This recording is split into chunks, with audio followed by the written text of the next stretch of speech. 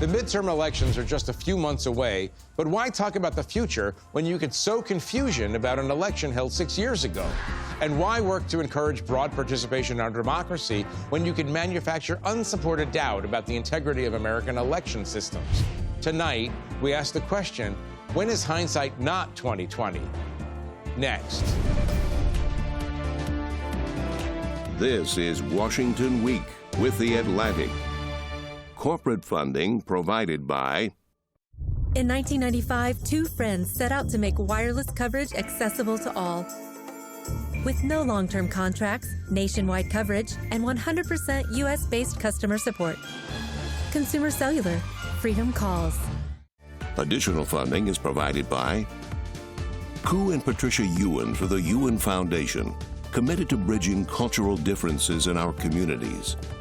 Sandra and Carl DeLay Magnuson, Rose Herschel and Andy Shreves, Robert and Susan Rosenbaum, Jay and Sharon Rockefeller, Charles Hamawi through the Charles Hamawi Fund, Steve and Marilyn Kerman, Leonard and Norma Chlorfine, and by contributions to your PBS station from viewers like you.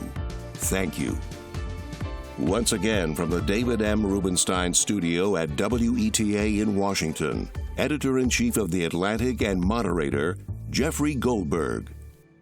Good evening and welcome to Washington Week. I want to start by giving you a sense of what it's like to live in the Washington reality distortion field these days. Among the issues facing Americans and their leaders this summer are matters of enormous domestic and international importance, including the Iran war, the Russian war against Ukraine, the future of NATO, energy prices, massive wildfires, the coming AI jobs crisis, and really, really malignant lettuce. But what are we talking about in Washington, and what are we going to talk about tonight? Our president's obsession with alleged election corruption. On Thursday, he spoke to the nation and claimed, without providing evidence, that our election system is in terrible danger. He has brought the country's intelligence agencies into this campaign and released declassified documents that he says proves his point, but don't prove it at all. Why is he doing this, and why now? For answers, I'll ask our panel tonight. Ann Applebaum is a staff writer at The Atlantic. Laura Barrón-López is a White House reporter for MS NOW. Stephen Hayes is the editor and CEO of The Dispatch.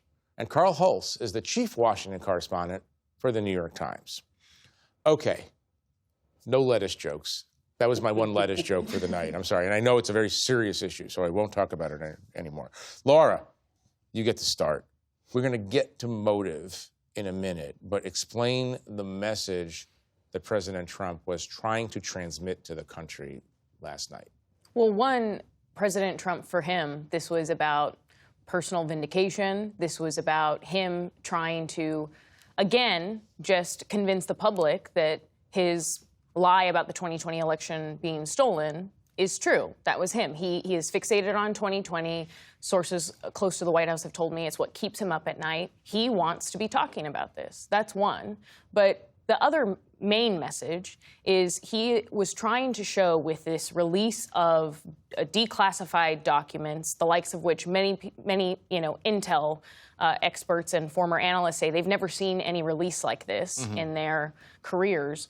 The big message was, look, our elections are so insecure that essentially he needs to gain more control over it. And so this is part of his larger campaign to gain as much control over American elections as possible. And he has had his agencies doing many things along the way to try to take control from states, which they have the constitutional authority to control elections, but take control away from them ahead of the midterms. Right.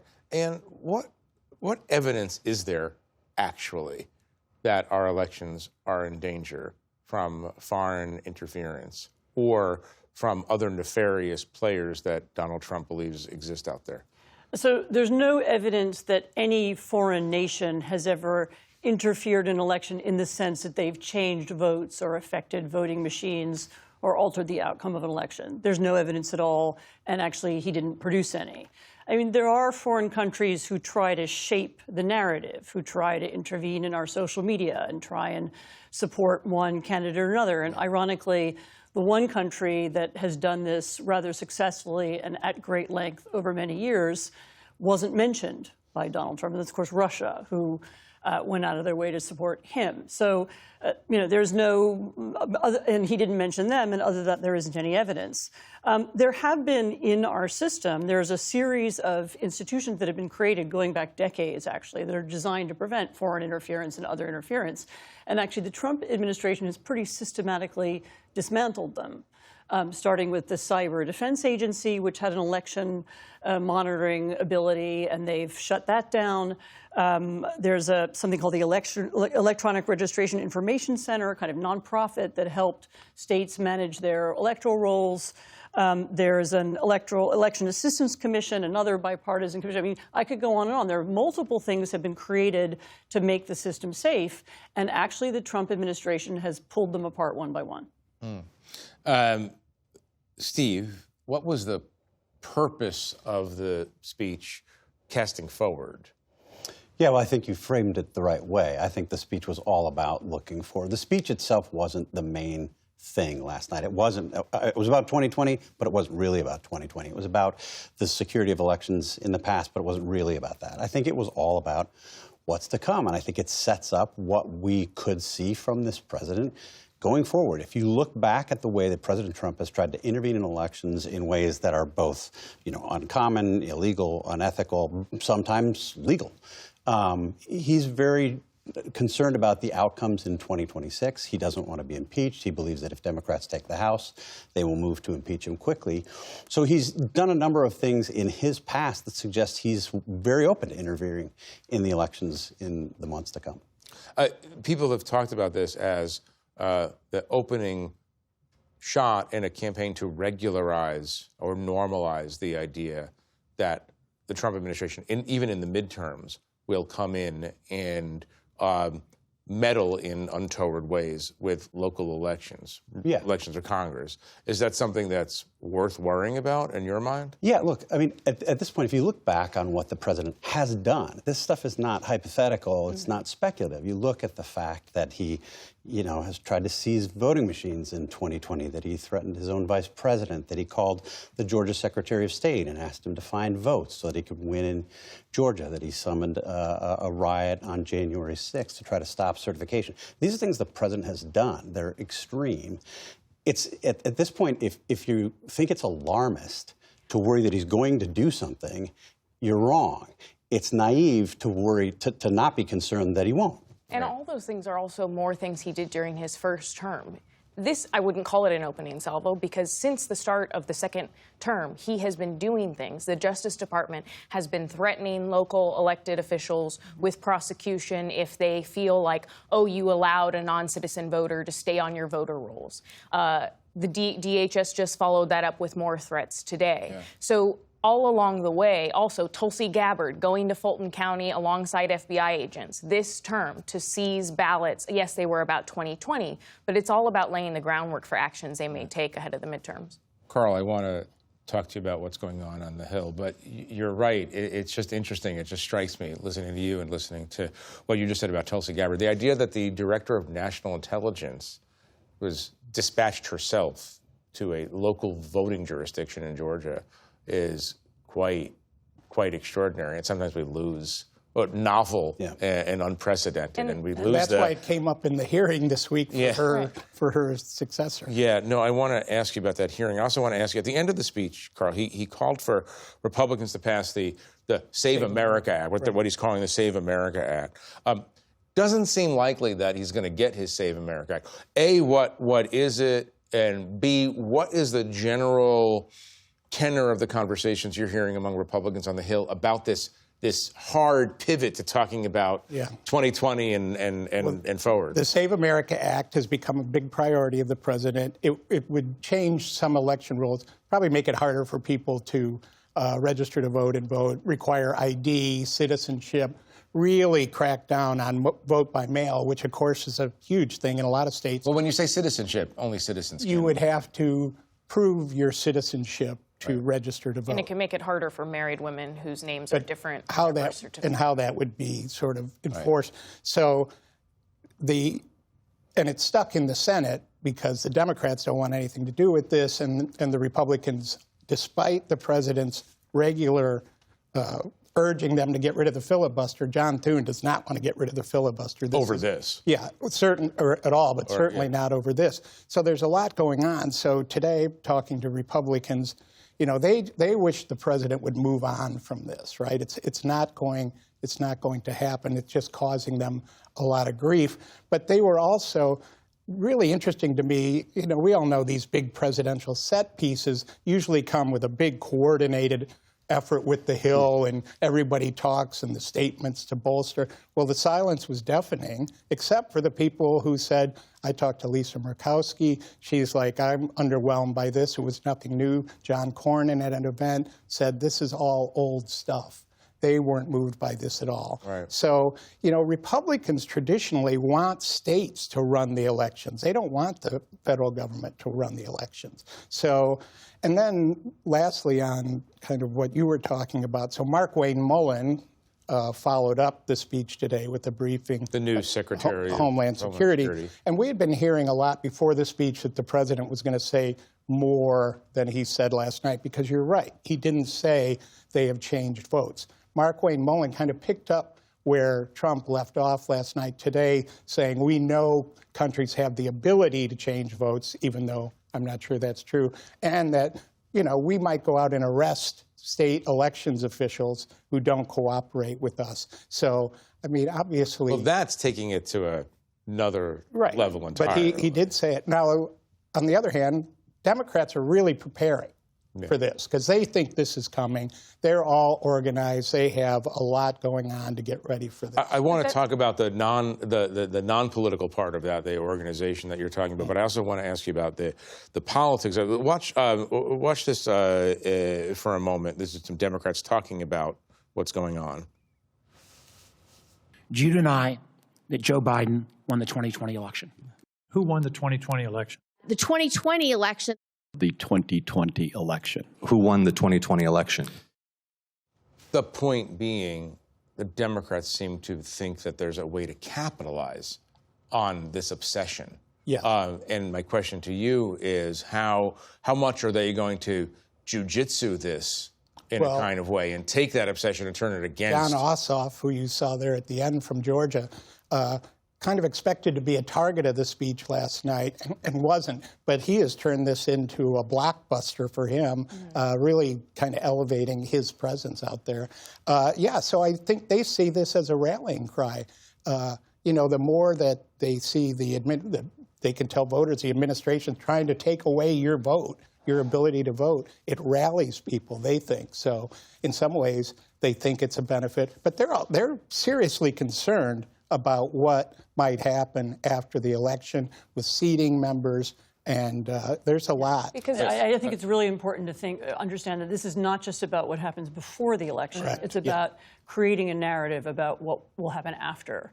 And so the reason they're talking about non-citizens voting, even though study after study after study shows that almost no non-citizens ever vote, including Heritage Foundation studies, the reason they're doing that is that when they get a result they don't like, they will say non-citizens voted like we said they were going to. So it's a preparation. And just to me, more important than the Democrats asking was Clayton's non-answer. Was Clayton was essentially refusing to say that Joe Biden won the election. And again, we were talking about DNI, Director of National Intelligence. That's the position he would be in. The current acting one, Bill Pulte, just like Tulsi Gabbard, he was the reason that the president went forward with releasing all of these declassified documents. That acting Director of National Intelligence, all of the sources told us at MS NOW, was one of the biggest advocates, constantly in the president's ear, bringing diagrams in, telling him we need to release these documents. And again, yes, it's not about 2020 ultimately. It's about justifying any actions they may take right around November, after November, all around the election. Let's just watch with me for a minute Senator Gillibrand in the hearing for Clayton this week. You can understand why this committee is concerned that you won't say Biden won the election, because it just reeks of this insecurity by the Trump administration about election security. So when you say election security is important to you, I want to make sure that you understand the ODNI has a responsibility towards cybersecurity, towards election security, that's not about voter fraud, but about the influence of foreign countries on our election security. Do you understand that? Absolutely. Staying on Clayton for a minute. He's not a well-known figure. You can introduce him a little bit in your answer. But what does this tell you, this general atmosphere in this specific hearing, about his ability to be a neutral arbiter and analyst of the facts related to foreign interference? Right. Well, he has no intelligence experience. Not that that stops the president from nominating anyone for positions that have no experience for what they ultimately... I have no television experience. Right. So here we I are. know, we can all tell. Yeah, I know. I appreciate that. No, but I think that it doesn't bode well for independence because we have seen that, again, with his answers to the committee, he was not willing to give a direct answer. Also, he was behind the subpoenas of the New York Times reporters. So I think that he is showing that he is willing to do the president's bidding. And, you know, they're talking to an audience of one. So, Steve, this is a really fascinating question. Now we're getting into the psychology of this. Let's go to previous presidencies. There are certain issues, let's say, that were no-go issues. If you didn't agree with the president on X, you couldn't work for him. You could not be opposed to the free market and go to work for Ronald Reagan. Yeah. Just a random example. It seems now, and it has seemed for a while, that if you don't play along with the delusion, the either earnestly felt delusion on the president's part or the manufactured delusion that he won 2020, you can't work in this administration. Yeah. This is what might be called a novel situation in American democracy. I mean, novel is probably the nicest way to put it. Look, I think it's very worrisome. Jay Clayton was somebody who's widely respected among Republicans. Republicans, not just in the MAGA world, but Republicans who were serious skeptical. guys, serious lawyers. Even people. He has a history. Yeah. He has a history. There are never Trump Republicans who think very highly of him, and to watch him, you know, unwilling to answer this very simple question in a straightforward manner. Okay, let me pure speculation I'm asking for, but what are the chances in your mind that Jay Clayton, someone you've studied, believes that Joe Biden didn't win? I mean, zero. Zero, right?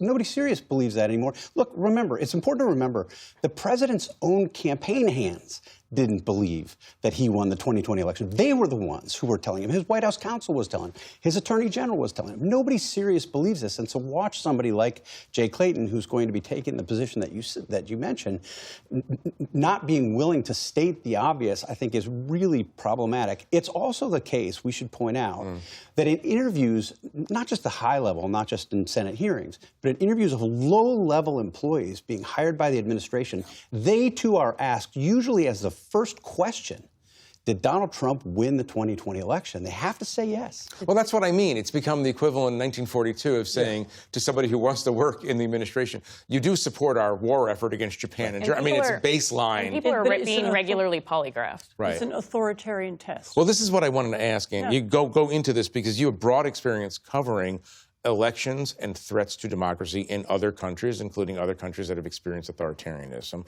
What are you seeing here that's novel, and what are you seeing here that's not novel? It's not at all novel that there is a kind of myth or a lie that everybody has to pay lip service to in order to demonstrate their loyalty.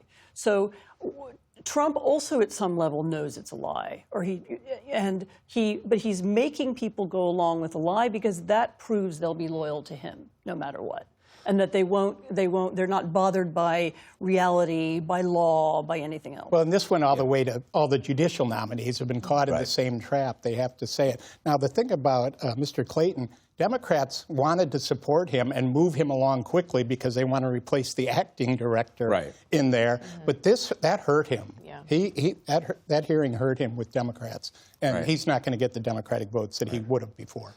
One last question on this, Steve. Does it mean anything that the president didn't outright say last night, on Thursday, in his speech, that the 2020 election was stolen? I mean, he didn't do the usual. He used the words rigged and stolen. Full Monty. No, but it wasn't. But he didn't go. You're right. He didn't go as far. He didn't go into detail, and he didn't spin the crazy conspiracy. He didn't get into Venezuela. Some of the things that we were led to believe he might. Yeah. I think it's very. He stuck to a script that had been written with him, but. Well, and it comes after the administration has gone to great lengths. I mean, we talked about Tulsi Gabbard going to Georgia to seize ballots, to do deep investigations of what had happened in 2020. And the fact that they've been focused on this, that this is what keeps the president up at night, that they've spent time and attention on this, and that in this moment the president didn't make that case, I think is pretty telling. Right. Although I will say, in one of my encounters with the president, I asked him, why can't you drop this? You're already the most successful American politician of the 21st century. You've won 2 elections.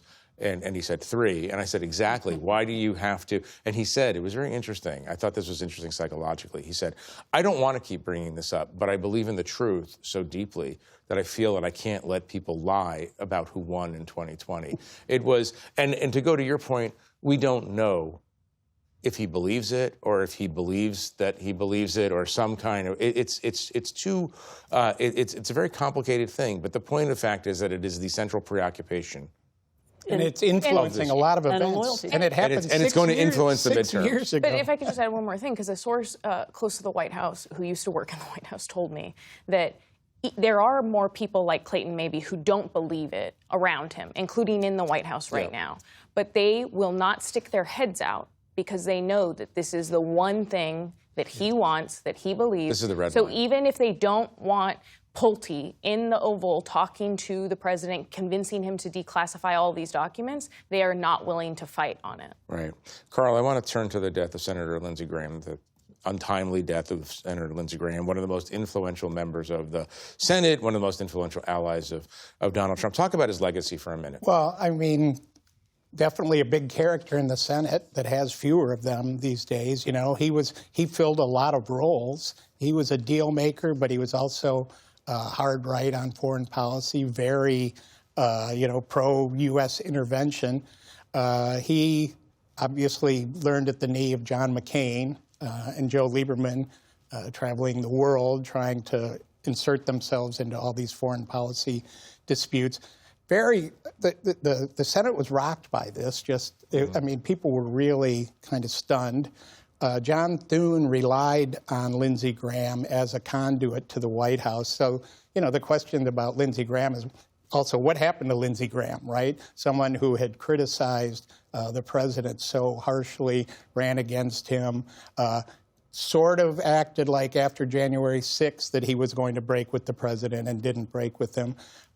Lindsey Graham, as I said in that story, and a lot of people have also noted, he was in search of relevance. Lindsey Graham wanted to be in the middle of everything on Capitol Hill, and he kind of did what he had to do. Succeeded at that. To stay in the middle of it, and part of that was, appeasing the president and having a relationship with him. Now, members on both sides give him credit for keeping President Trump and the administration behind Ukraine when there was a lot of pressure on the outside not. No. And you've thought about this. Last word to you on this. A lot of us met Lindsey Graham when he was the sidekick, wingman, Sancho Panza, to John McCain, a man who loathed Donald Trump and everything that Donald Trump stood for.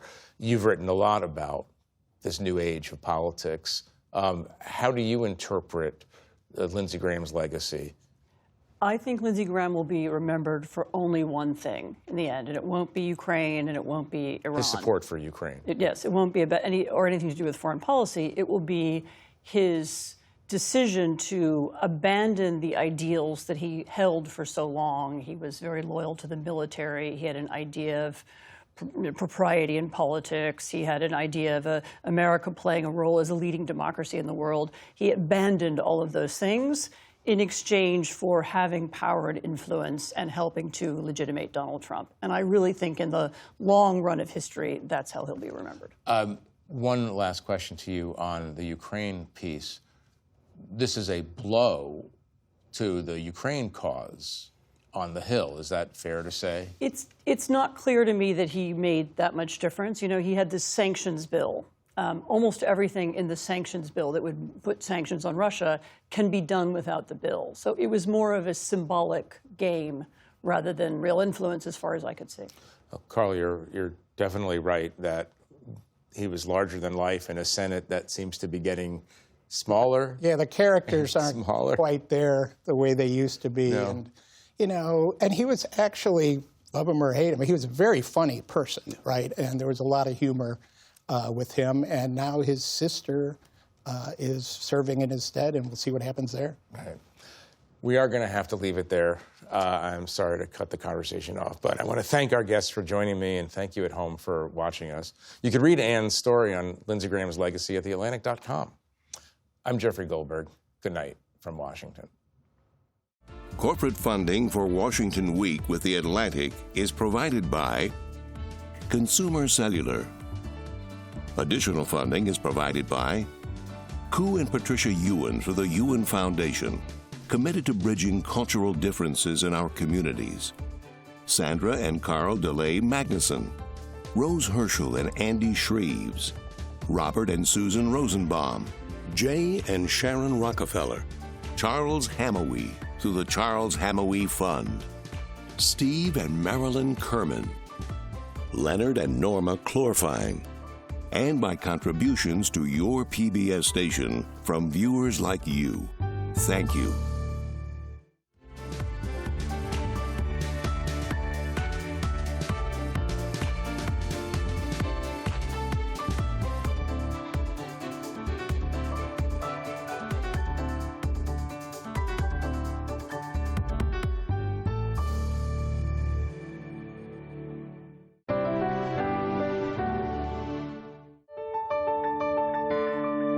You're watching PBS.